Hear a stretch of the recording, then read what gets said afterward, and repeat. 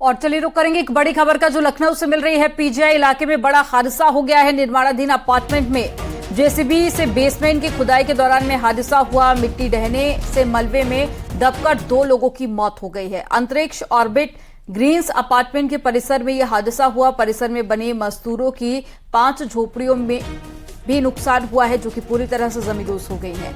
एक मजदूर और उसकी 2 माह की बेटी की मौत हो गई है। देर रात तक फायर ब्रिगेड एसडीआरएफ ने रेस्क्यू ऑपरेशन चलाया। 12 लोगों को तो बचा लिया गया, पर 2 लोगों की मौत हो गई। ये रात की तस्वीरें आपको दिखा रहे हैं और ज्यादा जानकारी के साथ में ऋषभ बणी जुड़ गए हैं। ऋषभ बणी, कैसे हुआ हादसा?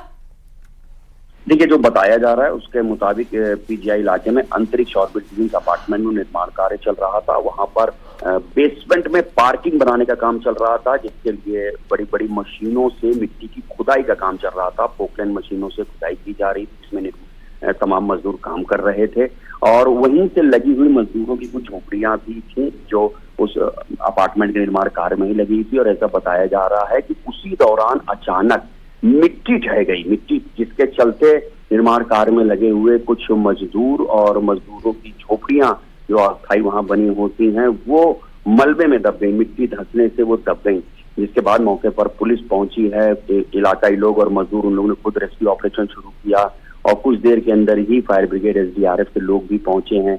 ये बताया जा रहा था करीब 14-15 लोग उसमें दबे होंगे और देर रात तक रेस्क्यू ऑपरेशन चला, जिसमें एक मजदूर और उसकी एक बच्ची का शव बरामद हुआ है और 12 से 14 लोगों को रेस्क्यू ऑपरेशन के दौरान मलबे से बाहर निकाला गया है। अभी जो जानकारी मिल रही है उसके मुताबिक रेस्क्यू ऑपरेशन फिलहाल वहां समाप्त हो चुका है और अभी किसी के वहां पर दबे होने की संभावना नहीं है। चर्चा ये भी चल रही है कि अवैध तरीके से वहां पर खनन किया जा रहा था, जिसके चलते ये हादसा हुआ है।